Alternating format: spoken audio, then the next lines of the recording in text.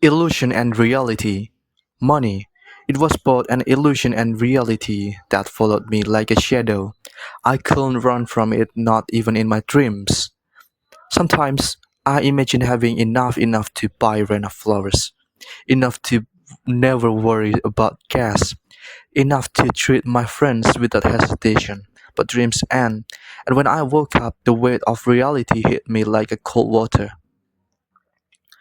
I was just a six-semester student at Universitas 17 Agustus 1945 Surabaya.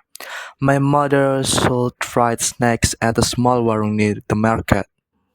Her love was endless, but her income was not. Each day I had just enough for a single meal and a bit of fuel. Every decision I made was measured in rupiah. No online shopping, no sudden hangouts, just survival. But student life wasn't that simple. Sometimes I needed money for class materials, assignments, or even a cup of iced tea to sit and talk with Rena. That's when I made the decision to work, not just part time, but anytime.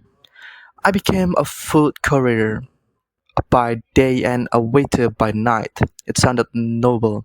I'll be independent, I told myself. But that illusion shattered quickly. Working at Grand Royal Restaurant wasn't glamorous. I memorized endless Chinese dish names, stood for hours, and smiled even when my leg shook from exhaustion.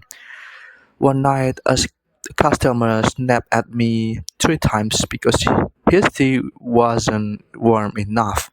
I bowed and apologized, but after my shift, I hid behind the building and cried. My another job was delivering food through Shopee Food. Riding under Surabaya's heat and rain wasn't easy.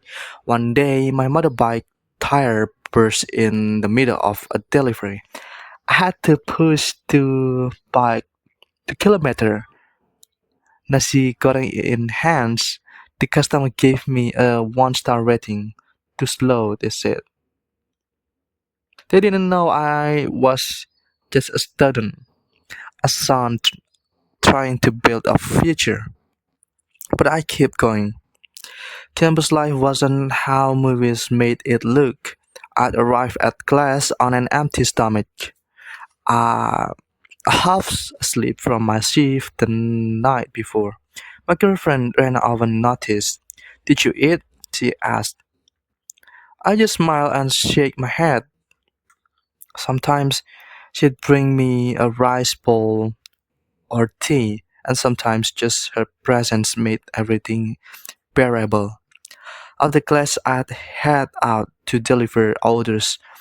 Then I worked part-time at a cafe, not officially, just helping clean tables and serve drinks during rush hour. The owner gave me some tips, and it helped me survive another day. Weekends didn't mean rest, they meant double shift. One Sunday, I promised Rena a day together. I turned down a night shift and we rode around Surabaya on my old motorbike, stopped by the bridge, grabbed street food, and laughed like we didn't have the world on our shoulders. I bought her ice cream goreng and jasmine tea. Cheap, simple but real. Still, life kept testing me. My motorbike broke again. Repair cost 185 rupiah. I had to borrow 50 from a friend and my wallet felt like a balloon with a whole money came and went before I could breathe. And yet I keep fighting even when I called a cold from delivering in the rain without a raincoat. Even when customers yelled, even when tips didn't come, I still had deadlines, papers and group assignments. I studied during delivery breaks, highlighting PDFs while eating instant noodles on the sidewalk. One day Rena gave me a second-hand tote bag. On it, stitch a simple thread with the words, "Bersabarlah, semua akan indah pada waktunya. Be patient, everything will be beautiful in time." That thought bag meant more than any gift. It reminded me this struggle is temporary. Yes, I was tired, I was hungry, I was behind in class sometimes, but I was still here, still trying, still hoping. Rena and I argued once. She invited me to a small gathering. I said no, I had work. "You are always working," she said. "I have to," I answered. "I know," she whispered. "I just miss you." She broke me a little, but I promised her we'd find moments, even small ones, to be together. Because love, just like money, needed attention to grow. Midterms came fast. I was exhausted running on instant coffee and street food, but I didn't give up.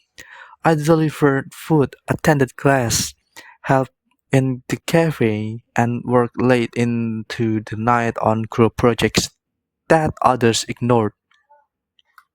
One night I got home past midnight. In my bag I found a small food container and a note from Rena. "You are doing great even when it doesn't feel like it." That brought tears to my eyes. Even when the world didn't see me, even when I felt invisible, someone believed in me.